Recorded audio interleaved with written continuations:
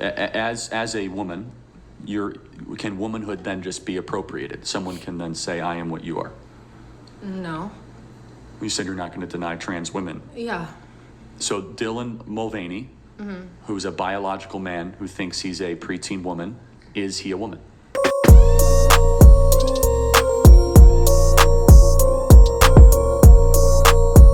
So before we get into the video, please like and subscribe. Somebody tell me what is going on with the society of women. This feminist movement, yeah, not for me. It was giving more, let's hate men. Let's turn men into feminine and feminine into masculine.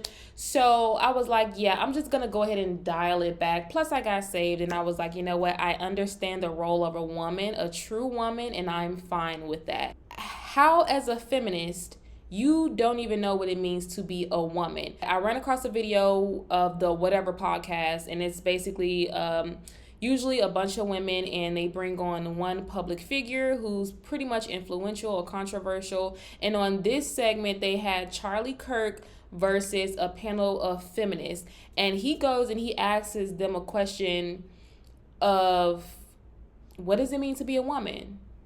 I know, right? Who asked that question? Who will ask women, what does it mean to be a woman? And you would think that everybody in this panel would know what it means to truly be a woman, but they was barely able to answer the question. So let's go ahead and get into the video, and we're going to share our thoughts after.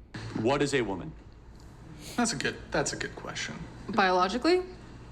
Yeah, we'll start with me. you. Go ahead. Uterus. Biologically? Uterus, cool. Uterus, Has a uterus. hormones. Are there other definitions of women that we should accept?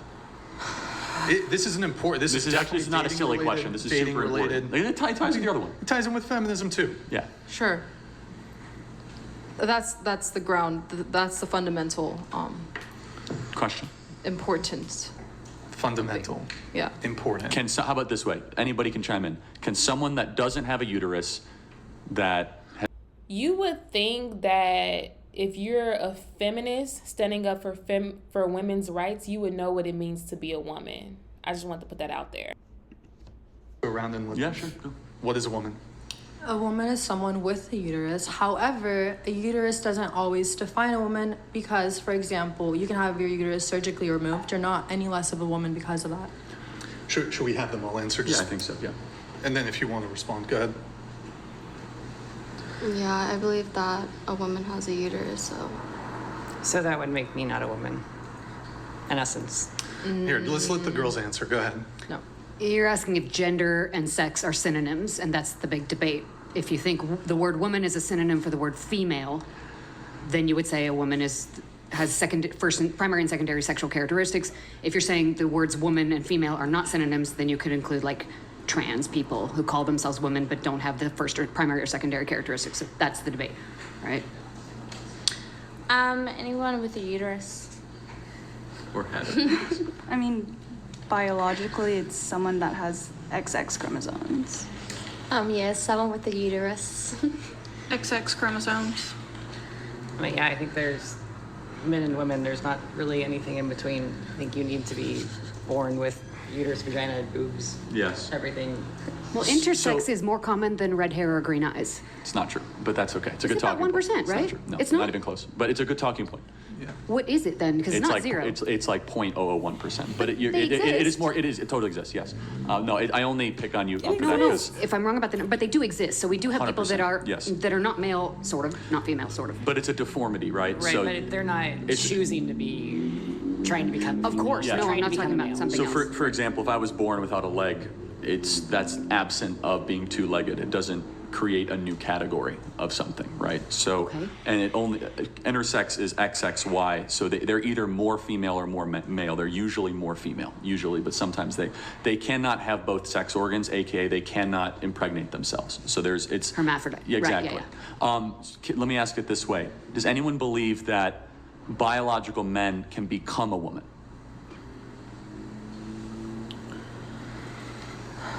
I think people can call themselves unicorns at this point in time if they want to. So if that's what they choose to say, that's what it is. but becoming a woman is a very, in short, no. I'm not going to deny trans people as women. Okay, so can I pause there? So if, as a woman, can womanhood then just be appropriated? Someone can then say, I am what you are. No. You said you're not going to deny trans women. Yeah. So Dylan Mulvaney, who's a biological man who thinks he's a preteen woman, is he a woman?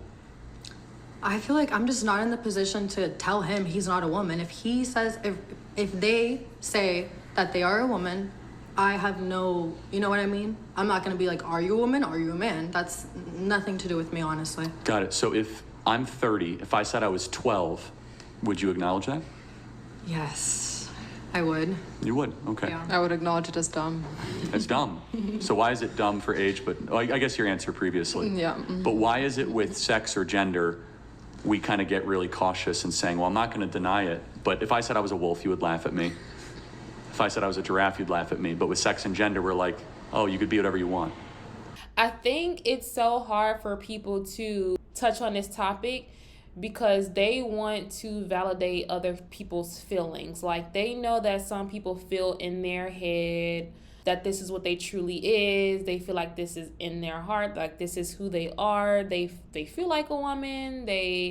Whatever they are, whether they're 60 and feel 14, it's hard for them. It's not hard for me, but it's hard for them because they want to validate everyone's feelings. They don't want a person to feel like they're being, antagonized or picked on or just heavily judged because they feel a certain type of way in their mental state, and they don't want to just, again, hurt their feelings. It's more about emotions. Because I don't know, honestly, I've been looking at it from different perspectives ever since that issue kind of came up. Because I'm also, like I said, religious and also believe in the Bible. So it's like really conflicting, But I feel like I heard this one thing on it where it was saying that it's almost like, I'm not saying this is my concrete belief, but I just heard this, which kind of made me think a little bit more about it. And they were saying how it's kind of like a mental illness. Like, how someone could be 30 and they could truly believe they're 12. Like, those people really exist. It's a mental illness. Yes. Those people exist. You don't deny them that they exist. You don't tell them, yeah, you're 30. Like, what are you doing with your life? Like, you acknowledge that it's a mental illness and you treat the person as such. Great point. So if somebody, you're in healthcare, came to you and they said, I'm anorexic, so I think I'm fat. And they said, I want liposuction, which means the forcible removal of fat. Should you give them that surgery? Of course not, because that would be compromising their actual health. Hold on. But you just said that we have to affirm somebody's mental illness. They want liposuction. Why shouldn't they get it? No, I didn't mean affirm their mental illness as in accept, oh, you are 12. I'm saying we shouldn't treat them as in, you shouldn't go up to them, to the 12, the 30. The 30-year-old who thinks he's 12, which is a thing. And you shouldn't, because like that's how people talk to trans people, right? They'll go up to them and be like, ha ha, you think you're a woman. Treat them with that disrespect and all that disdain. Whereas if you see the 30-year-old who's a 12-year-old, you don't go up to them telling them that they're 30. You accept that they have a mental illness. Of course. And you know what I mean? Let's apply it to the trans thing, the 30-year-old, 12-year-old, and the liposuction thing. Wouldn't it make more sense to treat the person and say, you're not what you think you are, rather than affirming the lie that they think there's something else? Because in the liposuction example, anorexia, you'd be like, no way would we give you forcible removal of fat if you're anorexic. But they'll just go to the next doctor who will. Will they? A doctor will not, under current medical procedure, give liposuction to anorexia In America. patient. Correct. But in trans care, a 14-year-old can get their breast removed if they think they're another sex, if they think it. See, and that's where like it's really when you affirm something, it can become dangerous because at this point, then that's where extreme measures come in and they start to implement things that are a permanent alteration to certain people's bodies because they're affirming what they truly believe these people feel in their head. about who they are, right? So I get what she's saying. What she's saying is basically kind of like a psychological term, where in psychology, if somebody has like a mental disorder, you basically meet them where they're at. You don't just go straight forth and tell them, you're not this, you're not this, you're not this, in like a bashful way, because it can essentially hurt them or send them off their rockers. Or it can just really make them feel like, again, they're being picked on. And so she's saying that there's a more softer approach to it. She's saying like affirm, but also guide them and lead them to getting actual help mentally. And he's saying don't affirm it basically at all, because once you do that and you play that game, then more extreme matters come in where you're now having laws of people being able to alter their bodies permanently because of what they think they are or what they feel that they are. Because it's like, if it is a mental illness, and if that, I'm not saying I 100% can't believe this, but if that's the case, then there should be a line of marker, because it's like, you shouldn't let someone who wants to mutilate their genitalia before their brain's even developed. I totally agree. Do that if it is a mental illness and it is something that's heavily messing up their brain. Because what if you're onto something? You know? So the question is, when it comes to trans people, why don't we treat their brain instead of their body? See, I feel like, yeah, that's a really good point. That's a really good point. I can't really argue against it. I also, even though I accept trans people and I do believe that trans women exist, I'm not going to deny them. I don't know. You're closer. But you're just saying daughter, that as I think you're saying that as a talking but point. Listen, but if my daughter, who is 10 years old, tells me, Mom, like I want, or actually let's make this easier. If it's my son that tells me, because that way he has a genitalia that could be cut off, right? If he tells me, Mom, I'm not a boy, I'm actually a woman, mutilate my genitalia, I wouldn't do that. Okay. I wouldn't. But you just said. But if they turned 18 and they asked me, Mom, will you consent to me doing this? Like, will you disown me as a child, or are you going to accept me as your child who's a woman?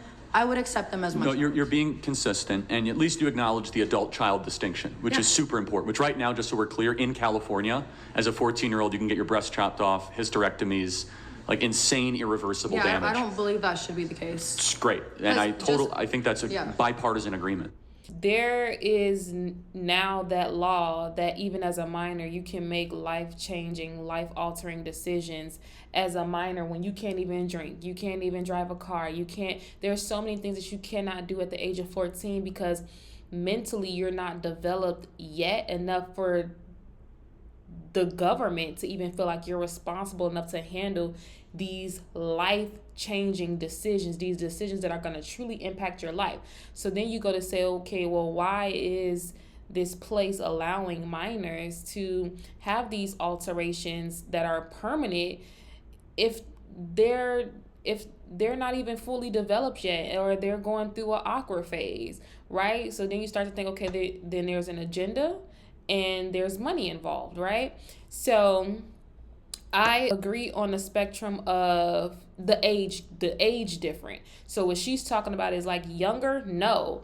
Grown, you're grown. I can't tell you what to do when you hit the age of an adult. I literally cannot tell you what to do. I would hope that you would go a positive route, and I would definitely support you in the direction of making sure you get healing, making sure you get therapy, and making sure that whatever you're feeling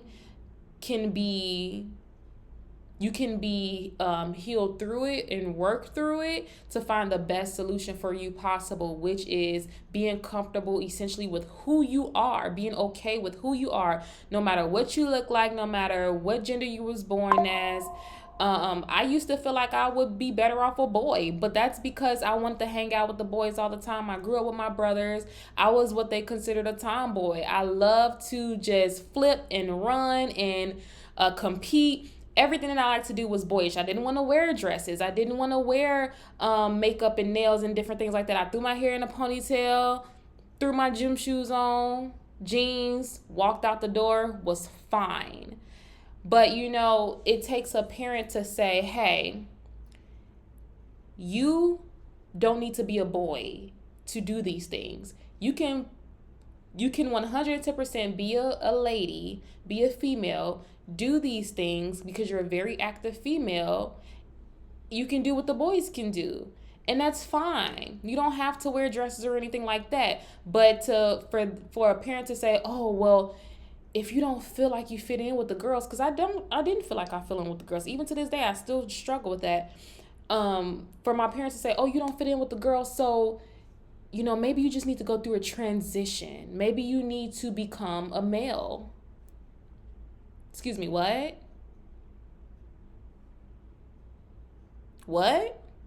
So, yeah, no, there's a difference. But I can see what he said, the danger in affirming one's awkward phase and mental state, and how dangerous it can be, especially with the age difference and the age gap. Believe it, but you're saying it, that you say trans people exist. Okay, they exist as human beings. Mm-hmm. The question is, are they objectively the thing they say they are? I'm not one to answer that. Fair enough. Got her. Does anybody have a comment on that? They used to call it gender dysphoria, right? Yeah, that's what it was in the DSM-3, DSM-4, and then the DSM-5, which is the Diagnostic Statistical Manual for Psychiatric Care in the United States. But no, you've been intellectually honest on that. And I think it's not a silly question, because I'm here with a panel of women. What it means to be a woman is a very serious thing, and it's a beautiful thing, but it shouldn't be trivialized for somebody that can just appropriate it, wear a dress and some makeup, and all of a sudden they enter the club of womanhood.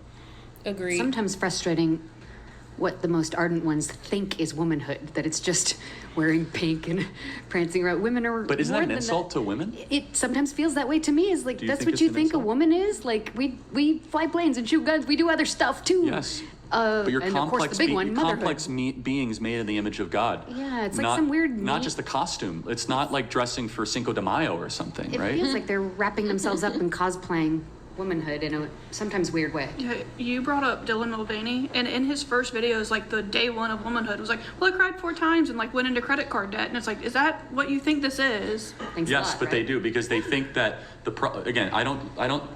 Sorry if I'm interrupting, Brian, but I don't trivialize that some people that are trans are suffering. So the question is, how do you treat suffering people with the truth? So in a medical situation, if somebody comes in and you take their diagnosis, what they want, and you know that there's something better for them, well, then you should lose your license as a doctor. It doesn't matter what the patient wants. The doctor should be treating them towards, but the issue is that the new standard of care is no longer to try to bring somebody back into biological alignment of their birth. It's now to try to let them on whatever journey they might think they're on. And especially with youth, that's a dangerous trajectory. Agreed. And this is why, as a woman myself, I look at feminists and I'm like, feminists, you're fighting for the wrong things. You're fighting for equality, and we already have equality. Yes, sure, you may go through some things where some people are being misogynistic, and some men are being misogynistic, or some people may make you feel like that you're not equal to them because they may want to dominate over you or power over you. But as of right now in this country today, as women, we literally have equal rights. We do, there's nobody or no policy saying, hey, you're a woman, so you cannot do this.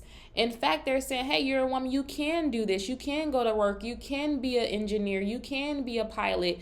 You can be an officer. You can be a fighter. You could enlist in the military if you want to. Like, you can do these things. So, but it's crazy because when I see the feminists, I'm like, these are things you should be fighting for when it comes to men being in women's bathrooms.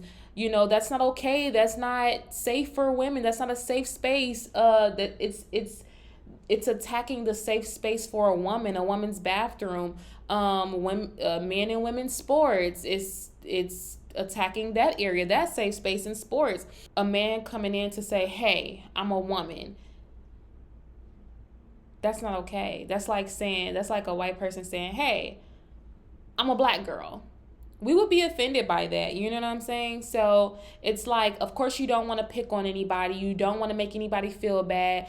As a woman of God, I do not agree or push or promote any type of behavior where you're hurting someone because of who they say they are, or bullying someone, or just making them feel very bad and disgusted with themselves. I am against that 110%. As a woman of God, God says that we should, be kind to every single body, and love our neighbors and give grace, right? And forgive and to, of course, tell the truth. You still want to tell the truth, but there's a way to do it. There's a way to go about things. And at the end of the day, a person is grown, so they're going to do what they want to do. If you want to spread some knowledge, spread some wisdom, and spread some truth, 110% do that.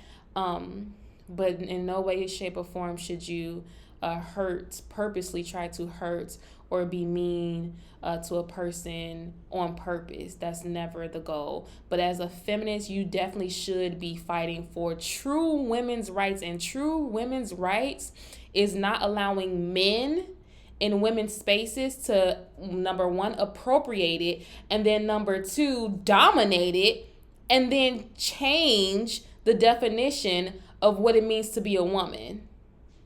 That's just not okay, right? And I had a trans friend,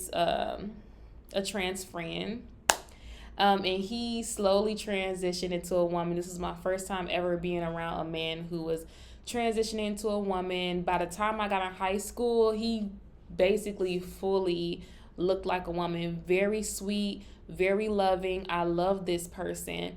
And, at the time when I was younger, people were harsh. It was more so men. The men were more so harsh to him. But, he knew what he chose to be, and he knew the backlash that will come with that. But did he ever in any way, shape, or form feel like that he was unsafe or that he didn't have rights? Absolutely not. I think that this is a country where a lot of us have rights. So nobody's really taking a lot of rights away or anything like that. But yeah, like he said, it is a slippery slope, and now it's leaking into the children, where children can't even make their own mistakes. They're making mistakes of people who are pushing agendas on them. So no, children should not be able to mutilate their bodies. If they can't drink, they can't go in a store and buy a cigarette, and they can't even vote, or they can't drive at 14. Why in the heck should they be able to make life-changing alterations to their body? No, absolute no. And we need to do better. We need to do better as a society, as a culture, and feminists. You need to do better at fighting for the women's rights. Okay, so these are just my thoughts. Whatever your thoughts are, put it in the comments. Be respectful. We want healthy debates across the board. I will see you guys in my next video. Don't forget to subscribe and hit the notification bell so you can receive updates when I post my next video. All right, guys, stay blessed.